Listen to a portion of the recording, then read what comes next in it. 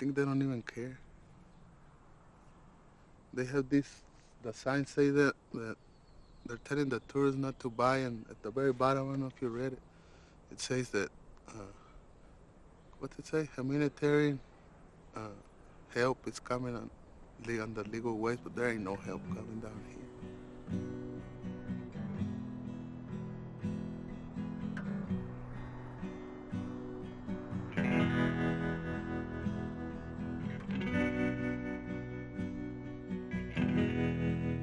This is an area that's remote. They don't know it. They don't understand it. They can't distinguish between what's going on here and what's happening in Tijuana and San Diego. This is not a big urban area. This is not an area where there's a massive amount of movement. These are small villages on both sides of the border and ranches. It's a different kind of life. Border areas are, to me, something completely different because it implies two entities, one on each side. And in this case, and I've traveled to something like 117 countries, the contrast between the US of A and Mexico is absolutely amazing. The cultural contrast and all the other contrasts that come behind that. So that was one appeal, and the other is the appeal of the high desert, or the Chihuahuan Desert, the mountains of West Texas, all of which extend into Mexico because mountains and the rivers, they don't stop at a political border. After the United States granted statehood to Texas in 1846, President Polk challenged the Mexican government, shifting the border along the Nueces River south, 150 miles to the Rio Grande, known to Mexicans as the Rio Bravo. All along rivers across the world, communities spring up. They're drawn to rivers, and people have been drawn to this river.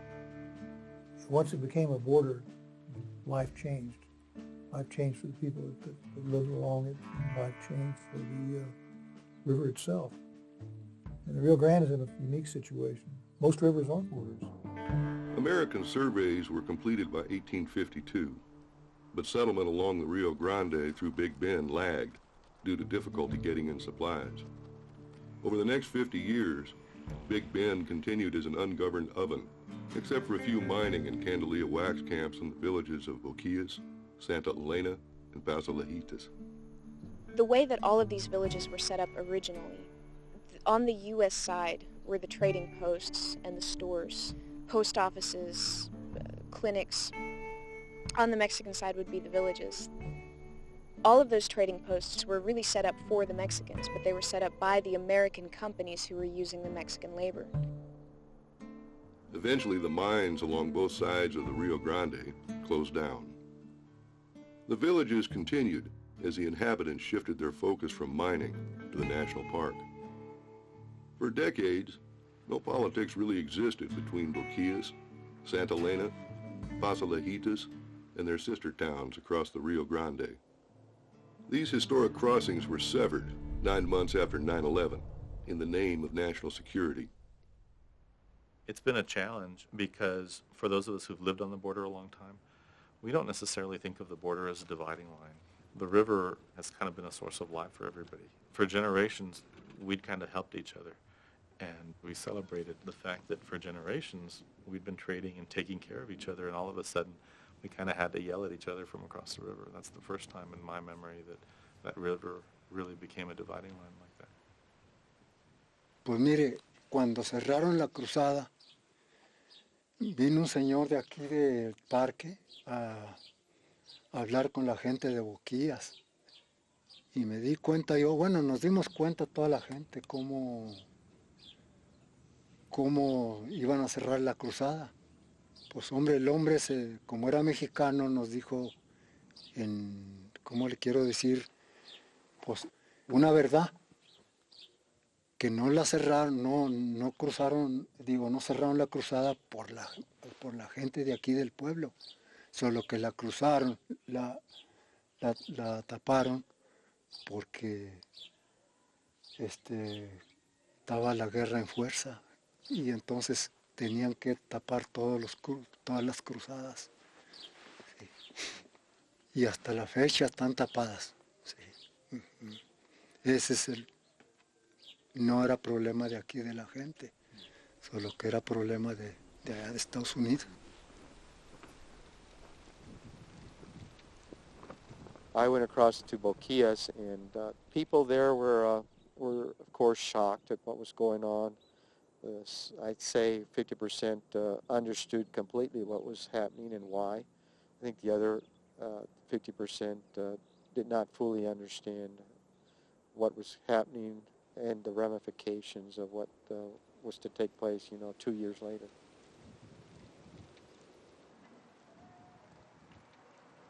El cierre del pase fronterizo, o sea, el pase que se cerró hace aproximadamente, yo creo que cerca de un año, por ahí o más a lo mejor ya.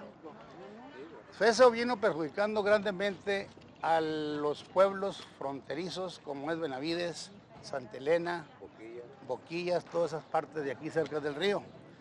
Border Patrol just showed up and say, no more crossing. Without warning, they just told us to stop the crossing. National security, that's what they say. I don't know, maybe too much terrorists in Boquillas.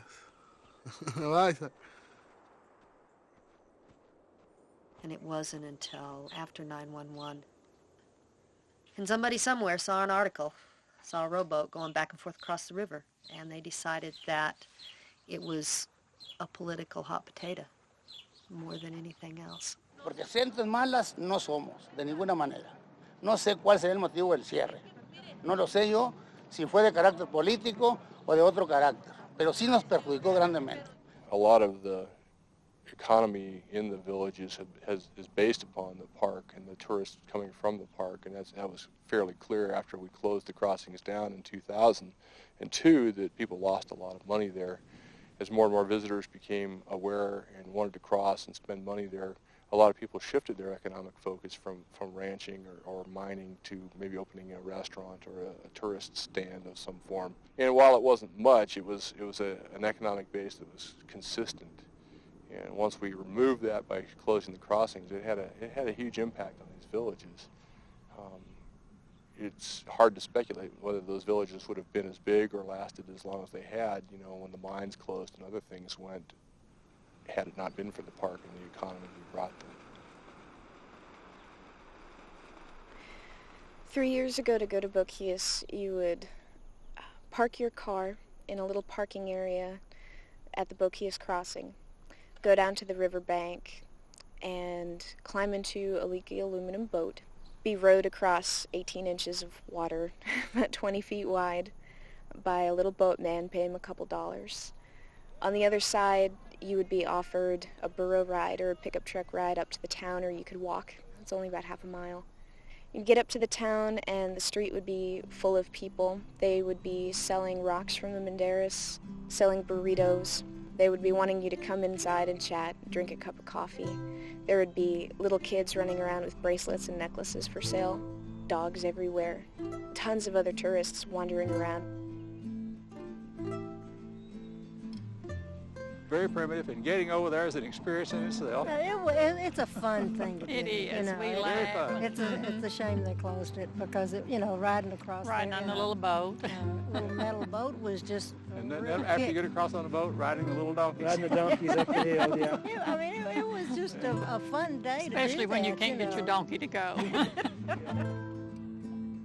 Well, the people are very happy because everybody has money, because some people rent the donkeys, or some other people bring the tourists by pickup, and the ladies sell the tacos and burritos at the restaurant. Well, what's missing now is, of course, that the border crossings have been closed. I think it creates, first of all, a hardship for those Mexicans in Boquillas and other small hamlets like that who were dependent on the tourist trade. These were poor people who I think, if anything, we wanted to support from a human point of view. That was, the first thing. And the second thing, of course, is that this was an experience for us as travelers, as visitors, to sort of get to know a different area and people on the other side. A lot of people come down and they want to come across, and they go ask in the park, and they don't let them. They say, we didn't know it was closed. They've been here many times, and they're very disappointed.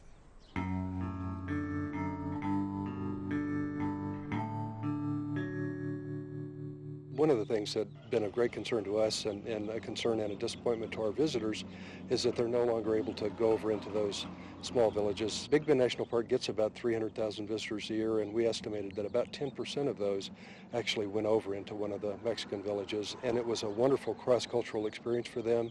It was very important to the economy of those villages as well. They relied heavily on the tourist dollars that were generated from those 30+ thousand visits into those villages each year.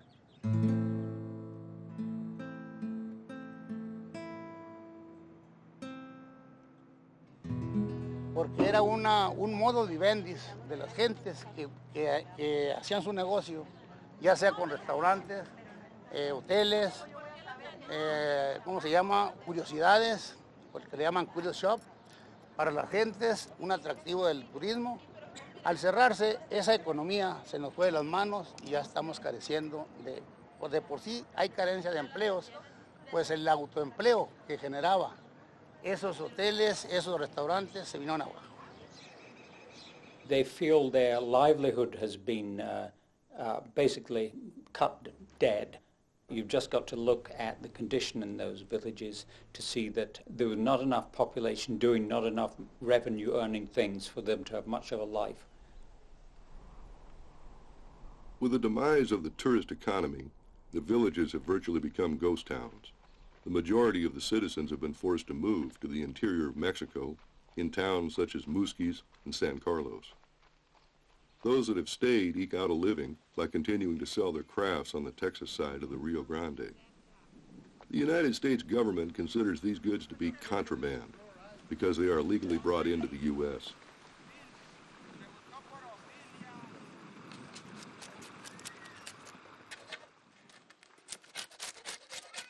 Yeah, and there's nothing else here, just the hiking sticks. I gotta make something else, you know. I gotta go find a job. Not here in Mexico, though. No. Pues ha cambiado mucho porque ya no hay trabajo para nadie. Y de todo batalla uno hasta para comprar cosas para comer. Porque antes pasaban a la tiendita del otro lado y de ahí traían lo que uno necesitaba. Y ahora ya no se puede nada. Hasta para comprar gasolina también batalla mucho la gente. The supply lines from the rest of Mexico are sketchy at best. The roads are very hard, the distances are vast, the desert is very harsh, and it's hard to get anything they need, especially since when it's available, they often can't pay for it. The food is very limited, mostly beans and tortillas, some eggs, very few vegetables and fruits. Con la comida la encargamos a otro pueblo. Las cosas como fruta y todo las compramos 2 veces por semana con 2 señores que vienen a vender. Pues sí, el doble de lo que cuesta allá en el pueblo. Está caro. People from elsewhere in Mexico come very rarely. Occasionally, the Mexican Baptist Church will come and bring donations. Sometimes missionaries, but it's very rare, and the supplies they bring go very quickly. So the situation in Boquillas right now is desperate and getting more desperate, and there's really no viable solution in sight. A lot of these came from one of the local thrift stores in Alpine. We go in there, and whenever they have excess things that they're trying to get rid of, they'll just give them to us for free. A lot of the other ones came from private donations. That's Deja Vu. They've been really helpful with jeans and shoes especially.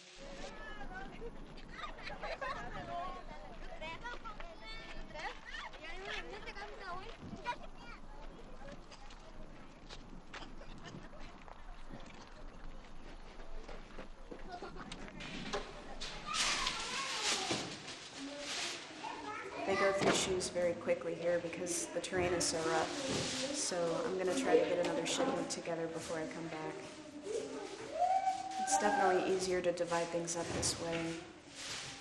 It's hard to do it fairly since everything is different sizes and everyone has different needs. So clothes are a hard thing.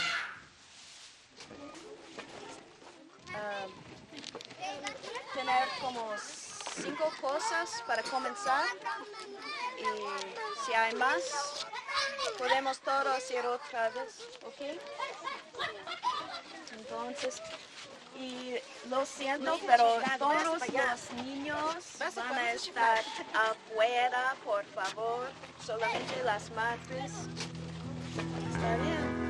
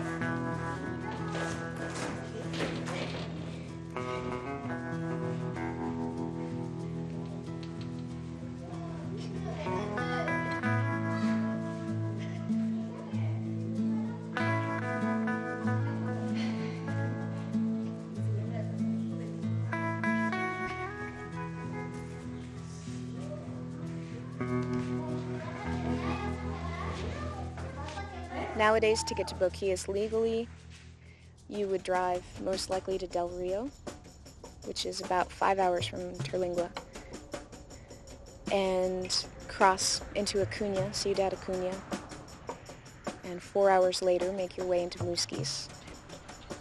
From there, you would turn onto a more or less unmaintained dirt road and bump along for anywhere between 4 and 6 hours, depending on how your vehicle held up. And upon finally coming into Boquillas, you wouldn't see really anyone. Half the houses would be empty, boarded up and locked.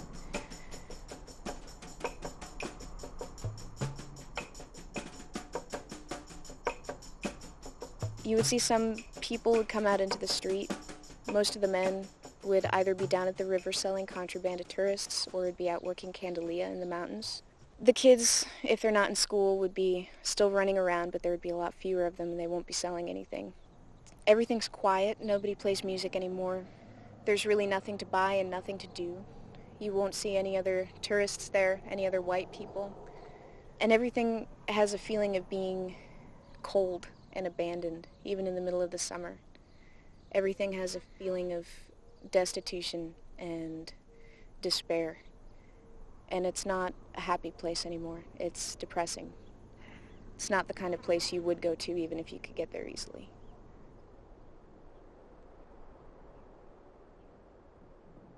Why did we do it? I think that's probably my biggest issue with this, is the reason we did this doesn't make any sense. We did not accomplish what they claim to be the reason for doing it. We've made our borders less safe. They simply can't exist without access to this side of the border, and so they've moved out of town. And, you know, some of them went to Ojinaga, the big town, to look for work. Some of them went to San Carlos because they have families there, the next small town. Some of them moved over here. El motivo de mi movida a este lugar es por el cierre del cruce, porque ya no había negocio ahí. Y yo pensé que aquí iba a haber negocio, pero es lo mismo. El cierre tanto afectó Paso Lajitas como toda esta área de Manuel Benavides. Not all U.S. ports of entry are the same. The Department of Homeland Security classifies ports of entry according to facilities and staffing. For instance, Class A means that the port is a designated port of entry for all foreign nationals. Class B is designated for foreign nationals who are lawfully in possession of a valid resident card from one of the two neighboring nations. I really see no reason to close the Class B ports of entry. The only people you're hurting, you know, Mexico has been a good neighbor, and the people that have accumulated around the Class Bs were, you know, they're small towns in Mexico. It gives them, you know, a little income, some way to make a living. Other than that, this country is so remote and so rough, it's extremely hard to make a living in it. They did make a get-by living from the tourists that come out of the United States. For hundreds of years this has gone on. Why is it necessary now to close the border down? because it's really not closing the border down. It's just making criminals out of everyday people, tourists and the Mexicans alike. You took almost 100 years worth of history supporting families from this interaction across the border. You took that away, and so what do you think those folks are doing for a living? You think they're going to let their kids starve? They're not. No, they've gone back to the things that we didn't want them doing. They're making a living. They're not making it selling tacos anymore. Esa situación. Entonces era una vida, no digamos, bueno, seguimos viviendo, porque de alguna manera vivimos. Pero sí le voy a decir a usted, como lo decía aquí el compañero, se vivía un poco mejor, porque había más acceso y había más recursos económicos por el cual subsistir nosotros y nuestra familia. Well, they're pretty tough people. But you know what? When you get hungry enough, when you don't have the necessities and you don't have the cash to get the necessities, what else can you do but turn to criminal activity to get what you need? It just seems to me that this is unnecessary. There are ways of protecting a border that don't have the kinds of economic impact on both sides for that matter, that this does. It seems to me that if you're going to clamp down on something, you do it with some rational reason, not just because it seems that the whole border has to be closed. In 2005, to avoid further questions as to why visitors could no longer cross into Boquillas, the national park closed the overlook and removed the sign that advertised the international adventure. Aquí no somos gente mala, no somos gente mala, somos gente buena, gente de trabajo, gente que busca el progreso. Y no queremos retroceder ni un momento hacia atrás. Si es el terrorismo, pues lo siento, pero nosotros no tenemos nada que ver con eso. Ni queremos ni tenemos nada que ver. But the greater impact, I think, has been at the family level. This is an area where families are very, very strong and very, very close. And they'll go down sometimes and meet at the river and exchange greetings and loaves of bread or whatever it might be. While before they used to be able to go spend a weekend together. And when they can't see their cousins and brothers and their parents, it erodes the quality of life. And I think that's been the major fallout from this, is an erosion of the quality of life in the Big Bend from failure to maintain the traditional contacts and ties that exist across the border. In my experience here, having good neighbors has been valuable because having neighbors who communicate allows us to have information that we might not otherwise obtain. And if there's something out of place, if somebody's there, if something's wrong, it's unusual, a lot of times that information would come to us. Since the crossings have closed, that flow of information has diminished, largely because the populations have diminished over there. There are people going in and out of that town who nobody knows. It used to be that if people came into town from Mexico into Paso Lajitas, they were questioned by the locals. Nobody could stay there for very long if they didn't know somebody there. Now people go through town that nobody knows and stay in the abandoned houses. There are probably drugs going across this border now because people who pass drugs across see it as an opportunity. There's a vacant town there where they can hang out. So I think the border is less safe now. And we don't have a town full of friends living right there. You know, the examples that I can use are here locally. You know, when I could go across the river and sit at Jose Falcon's cafe, have some tacos and drink a beer and have folks come up and talk to me and tell me if there was a group in town that was looking at smuggling people or drugs or something. And you could establish relationships with folks then. It was much better for security that way in those regards, and actually observe what was going on over there. I couldn't tell you what's going on in Boquillas today. I haven't been there in a long time. I can say that when we were here before, we crossed over at Lajitas. We wandered around the little village. We had lunch. They were just very friendly, nice people. No one bothered us or hassled us. It was a really nice experience. And to not be able to go over now and just have lunch and meet some people over there, it's very sad. We're no safer, and it just impacts the very poor little village in the small way that we might have been able to help. I don't know that we're less safe. I don't necessarily know that we're more safe. I know that we're more bureaucratic, but whether that makes us more safe is completely a different question. Well, I think it might be ineffective. As such, perhaps it is just window dressing. It probably does satisfy written, strict requirements of someone in Washington who thinks they're doing the right thing, but I'm not really sure it accomplishes what it sets out to do. It sounds great on paper. Boy, didn't that look good in Washington. Have made us safer. You can sleep in your beds better at night because you can't go get a taco in Boquillas. You boy. That's what this was. It was a political game. They probably needed to move on it immediately once they saw it because somebody was squawking. In typical bureaucratic fashion, their solution was just to shut it down, to say, okay, it doesn't exist anymore. We've closed the border. We've made it safer. But they didn't. And nobody up there knows that. They don't understand that they're not safer. They don't understand that closing that border didn't make them safer. To try to explain this to somebody who's never been here, who's never lived here, I can see their dilemma. But my belief is that our government's supposed to be a little smarter than that. The fear of another attack is so great and so widespread through the government and through the bureaucracy and perhaps through the general public that we're in some cases overreacting, and perhaps that's necessary. But I think the close down in some of these informal border crossings has probably been unnecessary and could even be counterproductive, because having a very friendly neighbor across from you, across the river, that creates a climate of trust and respect that is very important, I think, in security. And if you put up a barrier and make it impossible for the people to interact in ways that they always have, and do so in such a way that it embarrasses people or humiliates them, I think it can create a level of animosity that can be really quite dangerous and counterproductive. So I'm rather concerned about the deteriorating relations between people on both sides of the border. I think the people themselves have goodwill, but I think the governments have handled this in a way that was probably unnecessary.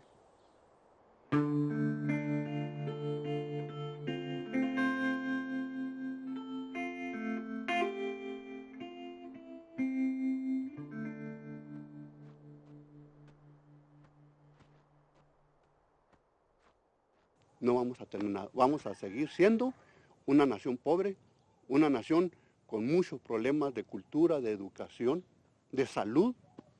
No va a haber progreso. ¿Y quién la va a llevar? La mayoría de los pueblos alejados, la mayoría de pueblos como el nuestro, como Manuel Benavides, que aquí no importa si tenemos cultura, si tenemos educación, no importa si vivimos o morimos, nomás cuando necesitan el voto los gobernantes para lanzarse a la presidencia, a la gobernatura, entonces sí nos procuran, pero nomás por unos días mientras pasa. You know, the reality is that if you live in an ivory tower, you don't have an opportunity to see real life. And so I think for many members of Congress that don't see it, don't live it, they don't relate to it, they don't understand it. And they don't understand how their decisions impact, in a very real way, a person living on the border. The problem that I found in working along the river and the border of Mexico and the United States is people would get appointed into high places, and of course they got a lot of people under them, and none of them ever had any idea what actually went on down on the border. You could go down and talk to a Border Patrol agent or to a drug enforcement agent or to a U.S. Customs agent about what's going on in that area, and he knew the people and the circumstances, and he had ideas about how to stop it, but Washington wouldn't go along with those ideas. The fact that they're spending all this money on homeland security and border security, and what they're doing is designed to do exactly the opposite of what they're supposed to be doing. In Paso Lejitas, they're creating the preconditions for terror and terrorism by creating misery, separating families, taking jobs away, taking educational opportunities away. Those are all classic preconditions of civil unrest and terrorism. They're creating the very conditions that they say they're out to try and solve. It's crazy. And so we just feel like we have to say something to somebody, although it's all fallen on deaf ears so far. I believe that we should be mindful of our national security, but I think in this area, with the issue that's involved in these border crossings around Boquillas, that this has been exaggerated. The danger is so small, in my view, and the harm that it does to the population, both on this side and the other side, so unbalanced that I think that the government should rethink their policy and be a little more nuanced in its approach. I think what we need to look at is the most effective ways that we can secure the border. And, you know, as I mentioned earlier, you know, Chihuahuan Desert is just as effective as concertina wire.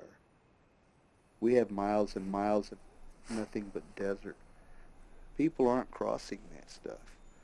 That's not true. There's the occasional folks that do, but in numbers so small that I don't know that, you know, that's something we should really be knocking ourselves out for. I mean, I think it's important to guard your borders. I think you got to be careful about how you do it. But, you know, one of the ironies for those of us who lived along the border was that for years we've been trying to explain to people that there's a difference in how we treated Canadians and how we treated Mexicans. That you could go to the Canadian border and the Border Patrol station there may have been one or two people. And if you were lucky, they stopped you and asked, you know, are you bringing anything in? While on the Mexican border, we had these huge, really elaborate little deals, you know, these rituals about stopping every single person that came through. It was really a double standard. For some of these people, these terrorists, they didn't come in through Mexico. They didn't come in through the southern border. They came in through the northern border. And I know that you got to protect your borders. I think there's a right way and a wrong way. The people that come back and forth every day that have families, it's probably not the guy you're looking for.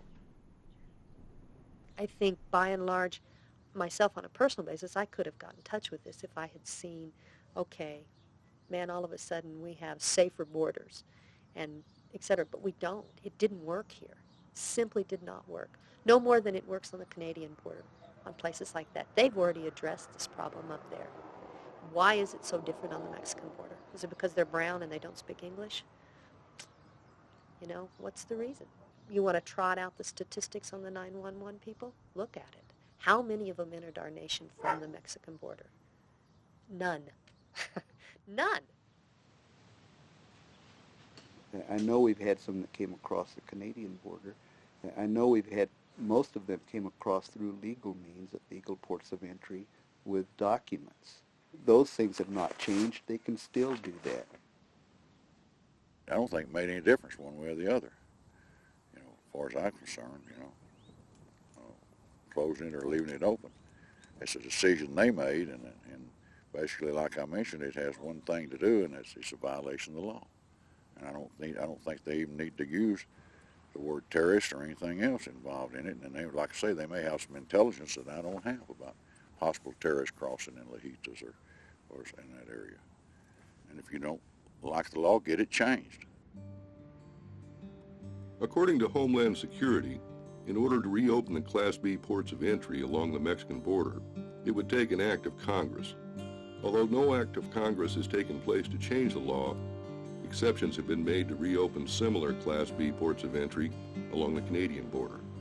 I found that the law itself, in almost every instance where it talks in Title 19 about bringing goods or people into this country, starts with the phrase, except as authorized by the Secretary.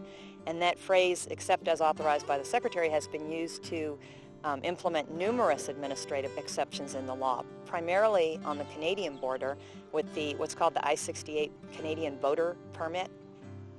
The I-68 permit program allows certain applicants entering the United States by small boat to be inspected only once a year, and thereafter enter for recreational purposes without further inspection. Persons who are not U.S. citizens may use the I-68 form for visits, but not to exceed 72 hours and 25 miles of the shoreline along the U.S.-Canadian border. And also the ORS program, the Outlying Area Reporting Station, where they have video cameras set up at what were formerly Class B crossings. And individuals, they're unmanned stations, and individuals who come through those ports of entry simply pick up a telephone at the video camera and talk directly to an agent at the nearest Class A port of entry.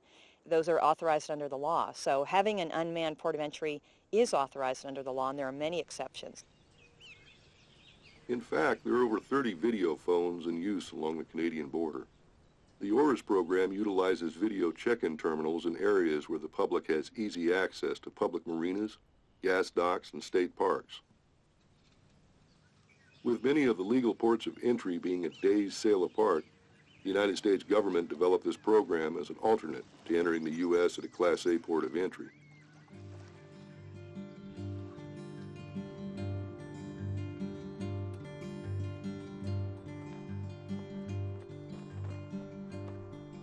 There's an exception on the Canadian border with the International Peace Park. So there are and have been numerous exceptions to the law.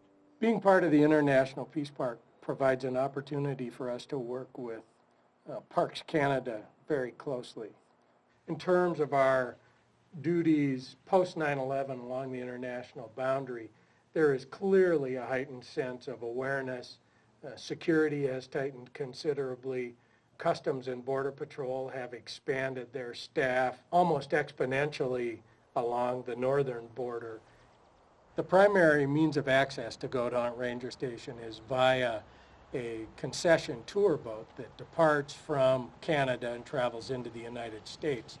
Because Waterton is a Class B port, the only passengers that can disembark and travel beyond that port of entry are Canadian and United States citizens. All other passengers must remain within the immediate vicinity of the boat dock and boat launch. Before 9/11, anybody from any country could get off and go through the ranger station and go hiking, but since then they've changed it. Now we haul citizens from all over the world. 2 years ago we had one cruise that had 21 different countries on the one ship. But we make announcements here at the office, we make announcements on the boat that the only ones that are allowed to get off and go hiking are just U.S. and Canadians. Because it provides them an opportunity to see a part of glacier that they otherwise would not see if they weren't willing to comply with the crossing requirements. So we really have very little problem with individuals trying to get by, if you will, the port of entry illegally. Smuggling through here has been attempted a few times, but it's so rugged and so out of the way. The nearest road south of here is 32 miles away, and it's through the mountains. We get all sorts of weather here. It can be nice and sunny like it is this morning, and in a few hours it can be snowing. And so that's what happened to a couple groups of Koreans last year that tried to get smuggled across the border over here at Chief Mountain. They got dropped off at the Belly River campground and were told which trails to hike on to get down into Montana. They got caught in snowstorms and stuff and basically hiked back out and turned themselves in.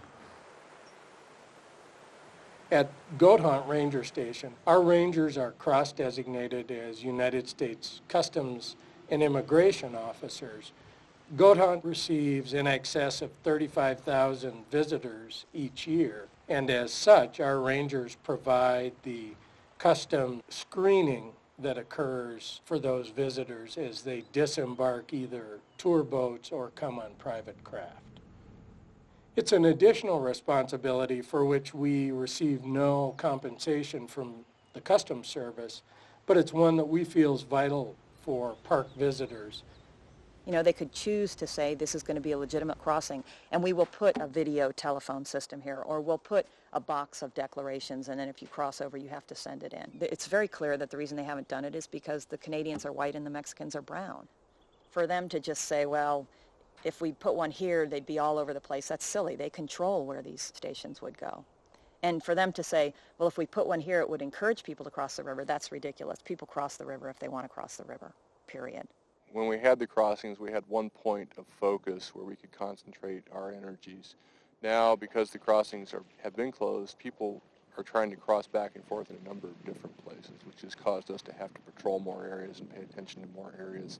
And it's also having a resource impact on more areas rather than having all the impact concentrated on the formal crossing zones. It's spread out upstream and downstream from those. People who are intent in engaging in those kind of illegal activities are crossing over the border in any number of locations. They would not confine their access into this country up to one of those crossings. I don't know that anything has been helped or hurt from the crossing closures.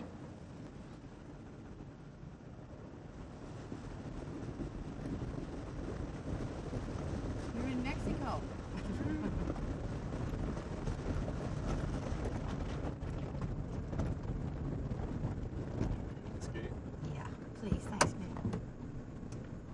Canadians have pretty effectively solved their border issues, and in a very timely manner, and I wanted to know why we couldn't do the same. And the customs inspector was a supervisor that I got on the phone, and he said, well, I've never heard of those forms, but I can tell you right now that Mexico and Canada are different. And I said, well, Gil, how are they different? And he said, if Mexicans thought it would be easy to cross here, they'd be coming up in droves from the interior, and it would be a nightmare for the Border Patrol. And I said, well, did you have that problem when these crossings were open? And he said, no. And I said, well, didn't the Border Patrol just get a huge budget increase? There are twice as many of them down here now. Isn't that what they're here for? And he said, well, yes. And I asked him if he thought Canada and Mexico were different because of race or economics. And of course he said, no, no, no, no, no, no. God, no. That's not what I said. That's not what I meant. And I said, what do you mean? And he said, I'm going to transfer you to public relations and they can answer your question. There have been means in place in Canada for years and years to handle these tiny little interdependent communities.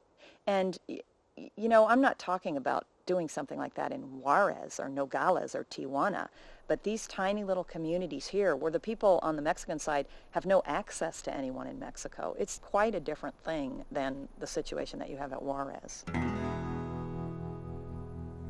Law enforcement and politics cannot mix. You want everybody to be treated alike, everybody the same. If you involve politics, then no one gets treated the same. Another exception to the law, one that grants boaters along the Rio Grande special dispensation, allows river companies and their passengers to carry custom declaration forms when running river trips through the park. The arrangement with Customs allows boaters to camp in Mexico, return into the U.S., and simply mail their declarations to the nearest port of entry. Every day we take a raft trip, we have to have our clients fill out what we call a trip manifest, which is their name, their address, date of birth, and their country of origin. And if they're from out of country, they have to put down their passport number. These, along with the normal customs form that you would fill out if you went across the border, and the trip manifest, go every day to the Presidio Port of Entry customs station, which created a lot of paperwork, but I'm thankful that we can still do the river. We're still allowed to hike on the Mexican side. We're still allowed to camp on the Mexican side. We have been told that they would appreciate the fact that we don't take people into the Mexican villages. They don't want any contact there between Mexicans and Americans. And I think the obvious reason for that is if we're given a waiver, why can't they get a waiver to come across and get a quart of milk? Yeah. See you, bye.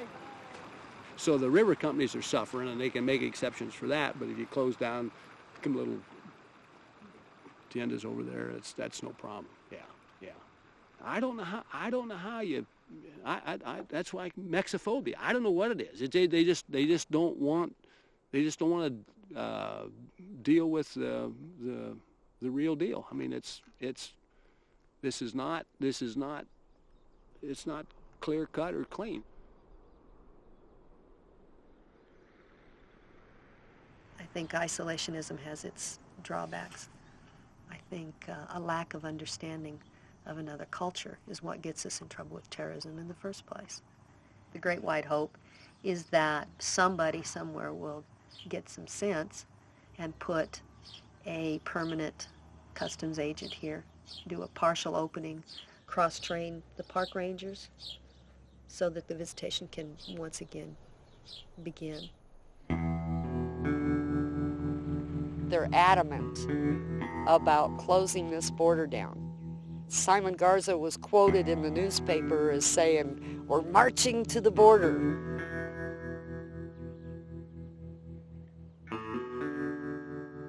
I'd say the cost is not that much.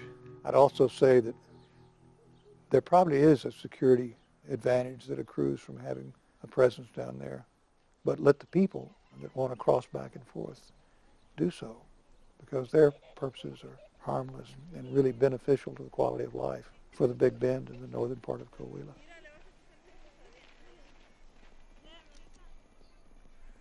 quién sabe, a lo mejor nos vamos o no sé cómo le hagan.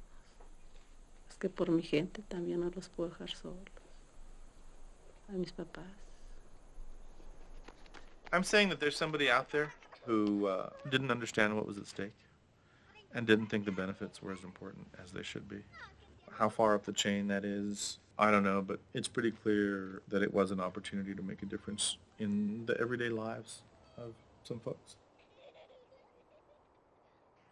And I see people's lives very dramatically affected in Mexico. It was unnecessary. And I think ultimately, those kids are not going to grow up with any warm fuzzies toward us. They're not. So what's the big picture? What's the long-range view on this? Long-range view is that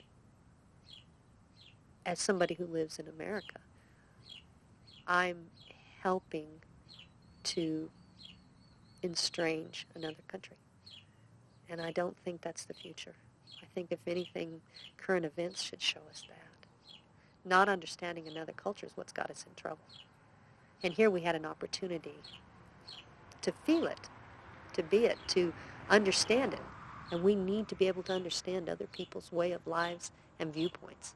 And the best way we can do that is by becoming a part of their lives, if only briefly, if only looking through the window. But we sure as hell can't do it from looking across the river. That doesn't accomplish it. Creo que está mal porque entendemos que es un cruce que ya se cerró y no deben de pasar. Sin embargo, las situaciones, las circunstancias, pues no dejan otra alternativa y cruzar ilegalmente. I didn't get in this business to deal with drug smugglers or undocumented aliens. I came here to be a ranger, and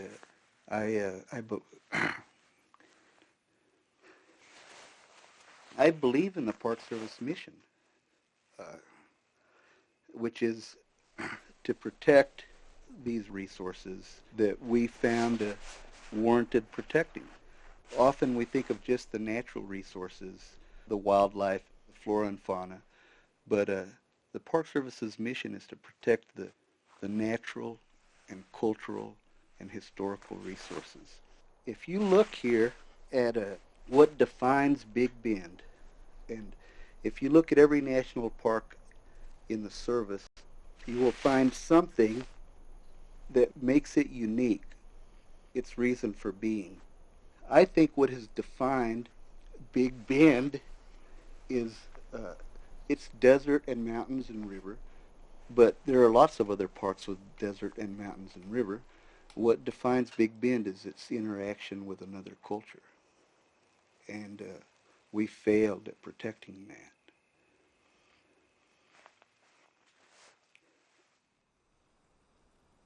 People talk about hearts and minds when we go to Iraq or Vietnam. Well, we've got an opportunity to have hearts and minds on our side right here. And we ought to be working at it. And I don't think we're working at it as hard or as wisely and intelligently